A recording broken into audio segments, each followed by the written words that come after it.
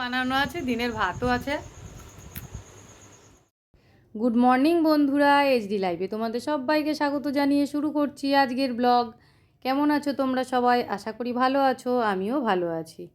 তো দেখো বন্ধুরা, সকাল সকাল কিন্তু মায়ের সব কাজকর্ম সারা হয়ে গেছে। আমাদের চা জলও খাওয়া হয়ে গেছে। তারপরে এখানে রুটি আর তরকারি হচ্ছে। আলু দিয়ে পটল দিয়ে একটা তরকারি হয়েছে, আর এখন রুটি হচ্ছে। তারপর টিফিনটা সেরে নেব। সকালে টিফিন সারার পর মা আজকে একটু ডাক্তারখানায় যাবে। তো আমাকেও বলছিল সঙ্গে যেতে। আমি বললাম না, তুমি যাও, আমি বাড়িতে থাকি, কখন আসবে তার তো ঠিক নেই। তো বললো ঠিক আছে। তো চলো টিফিনটা করে নিই, তারপরে আবার আসছি। তো বন্ধুরা দেখো, মা তো টিফিন করে মা বেরিয়ে গেল, ডাক্তারখানায় চলে গেছে। তারপরে আমি আর একা একা কী করব, তারপরে কি রান্না বান্না হবে সেটাও জানি না। তাই চুপচাপ দিদির এখানে এসে আমি বসেছিলাম, দিদিদের সাথে একটু গল্প টল্প করছিলাম। দিদি, জামাইবাবু, তারপরে আমাদের গোলু, সবাই ছিলাম। আমরা সবাই মিলে একটু গল্প করছিলাম। এরকম গল্প করতে করতে দেখলাম হঠাৎ করে না বৃষ্টি নেমে গেল। তো আমি তো বাড়িতে এরকম উঠোন পাই না, আর এখানে বাপের বাড়িতে আসলে একটু খোলামেলা উঠোন পাই। আর তেমন জোরে বৃষ্টি নেমেছে, আর আমার বৃষ্টিতে ভিজতে খুব ভালো লাগে। আমি কি করলাম, বৃষ্টিতে ভিজতে নেমে গেলাম। তো দেখো বন্ধুরা, বৃষ্টিতে ভিজতে খুব মজা লাগছে। আসলে মা বাড়িতে থাকলে না আমাকে বৃষ্টিতে ভিজতে দিত না, কেননা আমার প্রচণ্ড ঠান্ডার ধাত ছোটোবেলার থেকেই। ওই বৃষ্টিতে খুব ভিজতাম, যখনই বৃষ্টি হতো বোন আর আমি দুজনে নেমে যেতাম ভিজতে। বৃষ্টিতে ভিজে ভিজে স্নান করে তারপরে জ্বর আসতো, প্রচণ্ড পরিমাণে ঠান্ডা লেগে যেত। আর আমার ঠান্ডা লাগলে যেমন মাথা যন্ত্রণা হয়, তেমনি নাক চোখ দিয়ে জল পড়ে, মানে খুবই কষ্ট হয়। তো সেই জন্য মা বৃষ্টিতে ভিজতে দেয় না। তো আজকে যেহেতু মা বাড়িতে নেই, নেমে গেছি। তো তো বৃষ্টিতে ভিজছি ইচ্ছা মতন। তো ভিজতে ভিজতে দেখছি, ওই যে দেখেছো ওই পাশে পাঁচিলটা, ওই পাঁচিলটা কিন্তু নতুন পাঁচিল হচ্ছে, পাশের বাড়ির থেকে দিচ্ছে। তো যত সিমেন্ট বালি জানো তো, সব এসে আমাদের ওই তুলসী মন্দিরটা আছে, ওই তুলসী মন্দিরের পড়ছে। তো ভাবলাম আমি তো স্নান করছি, স্নান করার আগে তুলসী মন্দিরটা একটু ভালো করে ধুয়ে দিই। এদিকে ওই কাঁঠাল গাছটা দেখতে পাচ্ছ, এই পাশে ডান দিকে কাঁঠাল গাছটা রয়েছে। ওই কাঁঠাল গাছের যত পাতা সব উঠোনে পড়ে ভরে আছে। পাতাগুলো ভাবছি একটু ঝাড় দেবো। তো তুলসী মন্দিরটা আগে ভালো করে ধুয়ে নিই, ধুয়ে তারপরে পাতাগুলো ঝাড় দেবো। এদিকে মাও অনেকক্ষণ গেছে ডাক্তারখানায়, তার মধ্যে এরকম বৃষ্টি পড়ছে। তো মার তো আসতে একটু দেরি হবেই। এরপরে স্নান করে গিয়ে ভাবছি গোপাল সেবা দেব, দিয়ে তারপরে আবার দুটো ভাতও বসাবো। তো সেই জন্যে আরও তাড়াতাড়ি স্নান করতে নেমে গেলাম, কোনো কিছু চিন্তা ভাবনা না করেই। তো তুলসী মন্দিরটা আমি ভালো করে ধুয়ে নিই, ধুয়ে তারপরে উঠোনটা ধোবো। ধোবো বলতে বৃষ্টির জল তো পড়ছেই, একটু শুধু ঝাঁট দিয়ে দিতে হবে কাঁঠাল পাতার জন্য, গুলোর জন্যে।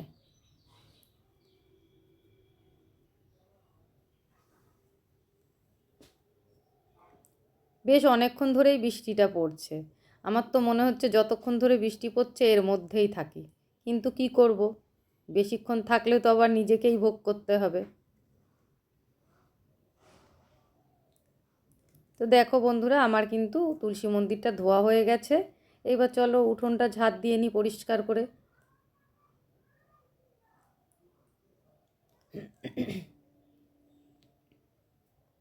ওই জায়গায় জায়গায় অনেক বালি হয়ে রয়েছে, সেইগুলো একটু জল ঢেলে দিচ্ছি, দিয়ে ধুয়ে নিচ্ছি। তো চলো বন্ধুরা, স্নান করে এবার ঘরে যাব। দেখো স্নান করে আমি চলে এসেছি, এসেই দেখো গোপাল সেবা দেওয়াও আমার হয়ে গেছে। এবারে যাব একটু রান্নাঘরে, কেননা মা সবে আসলো। মা এসে স্নান করতে গেল। তো আমি ভাবলাম স্নান করে যতক্ষণে আসে ততক্ষণে আমি ভাতটা বসিয়ে দিই। এবার যেহেতু আজকে অনেকটা বেলা হয়ে গেছে, তো সেরকম কিছু রান্না বান্না করব না। মা বললো একটু উচ্ছে সেদ্ধ ভাত বসিয়ে দে, তারপরে আমি এসে ডালটা করছি। তো ডাল ভাত উচ্ছে সেদ্ধ, আর একটাও সেদ্ধ আছে, গাটি কচু সেদ্ধ, আর পাঁপড় ভাজা হবে। দুপুরবেলার খাওয়া আর গরম গরম এটাই ভালো লাগবে, তাই না?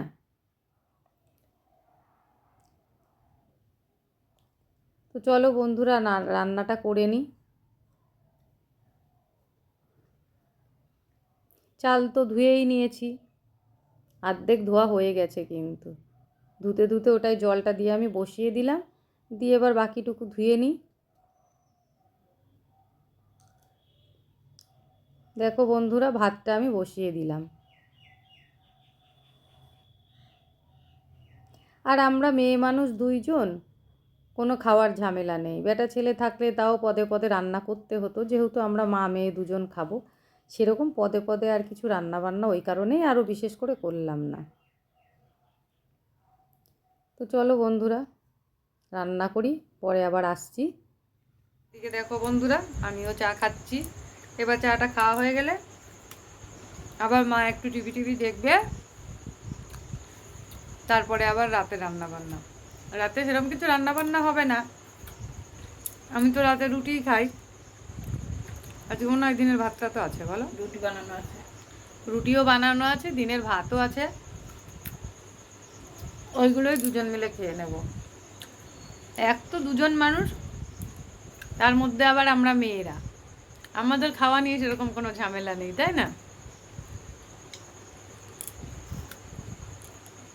তো বন্ধুরা এখন চাটা খেয়ে নিই। শুভ সন্ধ্যা সবাইকে, পরে আবার আসছি।